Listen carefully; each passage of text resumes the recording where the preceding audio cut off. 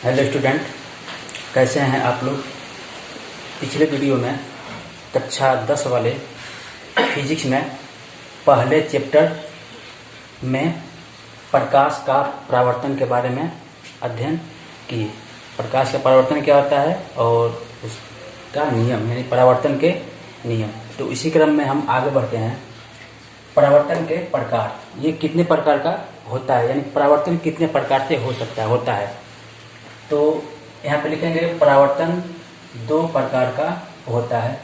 पहला है नियमित परावर्तन। तो नियमित परावर्तन क्या है, आइए इसे समझते हैं कि जब प्रकाश की समांतर किरणें आती है और किसी चिकने तल पर पड़ती है तो टकराने के बाद पुनः उसी माध्यम में समांतर होकर के जाती है, यानी समांतर आती है और रिफ्लेक्ट होकर के यानी चिकने तल से समांतर रूप में उसी माध्यम में वापस चली जाती है। तो यह परावर्तन नियमित परावर्तन कहलाता है। जैसे यहाँ पे देखेंगे, डिफिनेशन लिख लेंगे इसका। जब प्रकाश की समांतर किरणें किसी चिकने तल पर पड़ती है तो टकराने के बाद पुनः उसी माध्यम में परावर्तित होकर समांतर रूप में चली जाती है, यह परावर्तन नियमित परावर्तन कहलाता है। फिगर इसका है, ये कोई दर्पण है, ऊपर क्या है चिकना तल है, नीचे पेंट किया गया है। अब ये प्रकाश की समांतर किरणें आ रही है तो इस तल से रिफ्लेक्ट हो करके समांतर हो करके जा रही है, समांतर आ रही है और समांतर हो करके एक दूसरे से समांतर हो करके जा रही है। तो यह परावर्तन नियमित परावर्तन कहलाता है। दूसरा ये है अनियमित परावर्तन, यानी इसको बोलते हैं विसरित परावर्तन। इसको विसरित परावर्तन कहते हैं। तो इसमें इसका ये होगा डिफिनेशन कि जब प्रकाश की समांतर किरणें किसी खुरदरे पृष्ठ पर पड़ती है तो टकराने के बाद पुनः उसी माध्यम में विभिन्न दिशाओं में फैल जाती है, यानी फैल करके जाती है। तो डिफिनेशन हो जाएगा, जब प्रकाश की समांतर किरणें किसी खुरदरे तल पर पड़ती है तो टकराने के बाद पुनः उसी माध्यम में परावर्तित होकर विभिन्न दिशाओं में फैल जाती है, यह परावर्तन अनियमित परावर्तन कहलाता है। जैसे ये क्या है, खुरदरा तल है। अब इस पे प्रकाश की समांतर किरणें तो आ रही है लेकिन रिफ्लेक्ट हो करके यानी परावर्तित हो करके ये एक दूसरे के समांतर नहीं जा रही है, यानी विभिन्न दिशाओं में फैल जा रही है। जिसे मान लो और यहाँ पे समांतर किरण आएगी तो हो सकता है कि यहाँ से चला जाए चाहे यहाँ से चला जाए, यानी विभिन्न दिशाओं में क्या होती है, फैल जाती है। तो ये इस पे होता है खुरदरे तल पे। जैसे मान लो दीवार क्या है, खुरदरा तल है, मेज है, कुर्सी है, ये सब क्या है, खुरदरा तल है। जब इसमें प्रकाश पड़ता है तो ये परावर्तित होकर रिफ्लेक्ट होकर के विभिन्न दिशाओं में फैल जाती है। जिससे क्या होता है कि खुरदरे पेपर पे छपाई की जाती है, यानी पेपर जो आता है ना अखबार, वो खुरदरे तल पे होता है, यानी खुरदरा होता है। क्यों कि उस पर आसानी से आदमी पढ़ लेगा। लेकिन उसी को अगर प्रिंट कर दिया जाए, छाप दिया जाए प्लास्टिक पे किसी, तो क्या होगा, पढ़ पाएंगे हम, नहीं पढ़ पाएंगे, क्योंकि दिक्कत होगा। पढ़ने के लिए क्या करेंगे, हम उसको ऐसे लेकर के एडजस्ट करना पड़ेगा, तब हम उसको आसानी से पढ़ पाएंगे। तो क्योंकि हम नहीं पढ़ पाते हैं, जब इससे प्रकाश पड़ता है तो प्रकाश क्या होता है, रिफ्लेक्ट हो जाता है, इसलिए हमको अच्छे से दिखाई नहीं देता है, ठीक है ना। और जब वही खुरदरे तल पे छपाई किया रहेगा तो आसानी से हम उसको पढ़ लेंगे।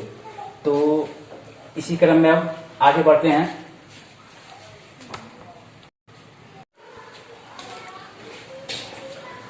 अब अगला टॉपिक पढ़ेंगे आप लोग, गोलीय दर्पण। गोलीय दर्पण क्या होता है, तो गोलीय दर्पण क्या होता है कि एक कांच का खोखला गोला होता है और उसे काट दिया जाता है, तब वो उसका उभरा हुआ भाग या धंसा हुआ भाग को पेंट कर दिया जाए तो दर्पण बन जाता है। अब कौन सा दर्पण बनेगा, या उत्तल बनेगा या अवतल बनेगा। तो गोलीय दर्पण वास्तव में क्या होता है, खोखले गोले का क्या होता है, एक भाग होता है। तो डिफिनेशन ये हो जाएगा कि वे दर्पण जो कांच के खोखले गोले के पृष्ठ का एक भाग होता है गोलीय दर्पण कहलाता है। या इसको ऐसे परिभाषा दे सकते हैं, ऐसे दर्पण जिसका परावर्तक पृष्ठ गोलीय होता है गोलीय दर्पण कहलाता है। तो ये कांच का खोखला गोला है, अब इसको क्या किया गया है, काट दिया गया है, काट करके इधर बाहर कर दिया गया। तो अब ये ऊपर वाला जो भाग दिखाई दे रहा है ये उभरा हुआ भाग है और जो अंदर है ये धंसा हुआ भाग इसको बोलते हैं। अब ये 2 प्रकार का होता है, गोलीय दर्पण दो प्रकार का होता है अवतल दर्पण। पहला अवतल दर्पण कॉन्केव मिरर। डिफिनेशन है ऐसा दर्पण जिसका उभरा हुआ भाग कलई पेंट यानी पेंट को ही कलई कहते हैं तथा धसा हुआ भाग परावर्तक तल होता है, इसे अवतल दर्पण कहते हैं। अब ये ऐसे बनाया गया है, उभरा हुआ भाग को पेंट किया गया है, कलई किया गया है और धसा हुआ भाग क्या है, परावर्तक तल है। इसी पे प्रकाश आता है तो रिफ्लेक्ट हो करके पुनः उसी माध्यम में वापस लौट आता है, यानी चिकना तल है ये। नीचे अवतल दर्पण लिख देंगे फिगर बना करके। फिर दूसरा है उत्तल दर्पण। ऐसा दर्पण जिसका उभरा हुआ भाग परावर्तक तथा धसा हुआ भाग पेंट किया रहता है, उत्तल दर्पण कहलाता है। ठीक इसके उल्टा है, इसमें क्या था, उभरा हुआ भाग पेंट किया गया है और इसमें उभरा हुआ भाग क्या है, परावर्तक तल है, और इसमें धसा हुआ भाग परावर्तक तल है और इसमें धसा हुआ भाग पेंट किया गया है। तो ऐसे दर्पण को क्या कहते हैं, उत्तल दर्पण कहते हैं।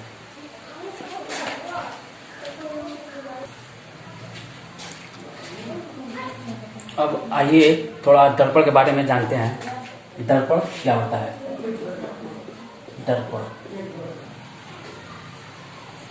यानी दर्पण कितने प्रकार का होता है। तो दर्पण दो प्रकार का होता है। पहला होता है समतल दर्पण, दूसरा होता है गोलीय दर्पण। गोलीय दर्पण, दूसरा गोलीय दर्पण। तो बहुत से ऐसे विद्यार्थी से पूछा जाता है कि दर्पण कितने प्रकार के होते हैं, तो बताते हैं कि दो प्रकार के। तो कौन कौन, तो ये बोल देते हैं कि उत्तल दर्पण और अवतल दर्पण। लेकिन ऐसा नहीं है, दर्पण दो ही प्रकार का होता है, लेकिन कौन कौन, समतल दर्पण और गोलीय दर्पण। इसका दो भाग हो जाता है, एक उत्तल दूसरा अवतल, इसका दो भाग होता है। तो पहला समतल दर्पण जानेंगे हम। गोलीय दर्पण के बारे में तो आप लोग जान गए हैं। समतल दर्पण क्या होता है, जिसे आप लोगों के घरों में जो चेहरा देखने वाला दर्पण होता है वो क्या होता है, समतल दर्पण होता है, जिसे ये समतल दर्पण है। तो समतल दर्पण का डिफिनेशन ये हो जाएगा कि ऐसा दर्पण जिसका पृष्ठ क्या होता है, समतल होता है, वो समतल दर्पण कहलाता है। समतल दर्पण हो गया। और समतल दर्पण में प्रतिबिंब कैसा बनता है, समतल दर्पण में प्रतिबिंब आभासी बनता है और सीधा बनता है। तो आभासी प्रतिबिंब और वास्तविक प्रतिबिंब आप लोगों को हम बाद में बताएंगे ये क्या होता है।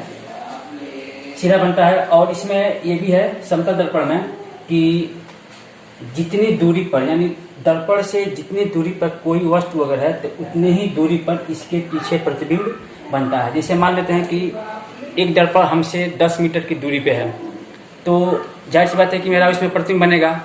तो कितना दूरी पे बनेगा, दर्पण से जितने दूरी पे हम खड़े हैं उस दर्पण के पीछे उतनी ही दूरी पर, यानी 10 मीटर की दूरी पर मेरा प्रतिबिंब बनेगा और आकार में बराबर बनता है। ये नहीं कि दर्पण में प्रतिबिंब छोटा बने या बड़ा बने, यानी समतल दर्पण में प्रतिबिंब वस्तु के आकार के ही बनता है, जितना बड़ा होता है उतना ही बड़ा बनता है। और ये समतल दर्पण में पार्श्व प्रतिबिंब बनता है, जिसको बोलते हैं पार्श्व परावर्तन। जिससे ये होता है कि जब हम समतल दर्पण में देखते हैं तो मेरा दाएं वाला भाग बाएं और बाएं वाला भाग दाएं दिखाई देता है, यही पार्श्व व्युत्क्रम है। तो इसमें समतल दर्पण में बनता है। और यह है कि अगर किसी वस्तु का चाल भी मीटर प्रति सेकेंड है, जिसे मान लेते देखते हैं कि किसी वस्तु का चाल क्या है, भी मीटर प्रति सेकेंड है, तो अगर उसकी चाल अगर दर्पण में देखेंगे, समतल दर्पण में, तो उसकी चाल क्या हो जाएगी, दोगुनी हो जाएगी, यानी 2 भी मीटर प्रति सेकेंड। यानी कोई गाड़ी अगर 50 किलोमीटर प्रति घंटे की चाल से आ रही है, तो अगर उसे हम समतल दर्पण में देखेंगे तो उसकी स्पीड हमको 100 किलोमीटर प्रति घंटे की चाल से मालूम चलेगा, यानी इसमें दूना प्रतीत होता है। और यह है कि किसी वस्तु का पूर्ण प्रतिबिंब, यानी पूर्ण प्रतिबिंब देखने के लिए उस दर्पण की लंबाई कितनी होनी चाहिए, उस वस्तु की लंबाई के आधा होनी चाहिए। जैसे मान लेते हैं ये कोई वस्तु है, ये 10 मीटर है, तो इसका समतल दर्पण में पूरा प्रतिबिंब देखने के लिए उस दर्पण की लंबाई कितनी होनी चाहिए, ये 10 है, तो दर्पण की ऊंचाई कितनी होनी चाहिए, 5 मीटर होनी चाहिए। ये इसका दर्पण का है समतल दर्पण में। अब इसमें ये जानेंगे कि दो समतल दर्पण को अगर थीटा कोण पे यानी एक कुछ कोण पर बना करके रख दिया जाए और उसके बीच कोई वस्तु रख दें तो उसमें कितने प्रतिबिंब बनेंगे, तो उसके लिए फार्मूला होता है। जैसे मान लेते हैं कि दो समतल दर्पण है और इसको थीटा कोण पर रख दें, थीटा कोण पे रख दें तो उसके बीच अगर कोई वस्तु रख दें तो उसका कितना प्रतिबिंब बनेगा। तो सीधी सी बात है, फार्मूला इसी पे लगता है 360 बटा थीटा माइनस 1, ये फार्मूला उसका है। अब जैसे मान लेते हैं सपोज दैट कि दो समतल दर्पण है, एक दूसरे से 90 अंश के कोण पर झुके हैं, एक दूसरे से 90 अंश के कोण पे झुके हैं और इसके बीच कोई एक वस्तु रख दी जाए तो इसका कितने प्रतिबिंब बनेगा। तो इसी फार्मूले से निकलेगा। थीटा का मान कितना है, 90 अंश पे झुका है ना, थीटा का मान कितना है 90, तो 90 360 बटा 90 माइनस 1, 9 चौका 36 माइनस 1 बराबर 3, यानी 3 प्रतिबिंब बनेंगे। यानी इसमें जो मान आता है प्रतिबिंबों की संख्या वो हमेशा विषम संख्या में ही आता है। अब जैसे मान लेते हैं कि दो समतल दर्पण एक दूसरे से 30 अंश के कोण पर झुके हैं और उसके बीच एक वस्तु रख दें तो उसका कितने प्रतिबिंब बनेगा। इसी फार्मूले से लगेगा। थीटा का पे कितना होगा 30 अंश, कट गया 0, कितने बार में कटेगा 12 बार में कटेगा, 3 का 3, 3 दूनी 6 माइनस 1 बराबर 11 प्रतिबिंब बनेगा। अगर दो समतल दर्पण एक दूसरे से यानी 0 से कोण पर झुके यानी एक दूसरे के क्या हो समांतर हो, यानी एक दूसरे से क्या हो समांतर हो, उसके बीच कोई वस्तु रख दें तो कितना प्रतिबिंब बनेगा, अनंत प्रतिबिंब बनेगा। यहां से निकाल लेते हैं। थीटा का मान क्या हो जाएगा 0, तो क्या हो जाएगा इन्फिनिटी हो जाएगा। किसी भी संख्या में 0 से अगर भाग देते हैं तो क्या होता है इन्फिनिटी। तो बस बाकी इतना ही। आशा करते हैं कि आप लोग इसे वीडियो को पॉज करके नोट्स बना लेंगे, बाकी आप लोग अगले वीडियो में पढ़ेंगे।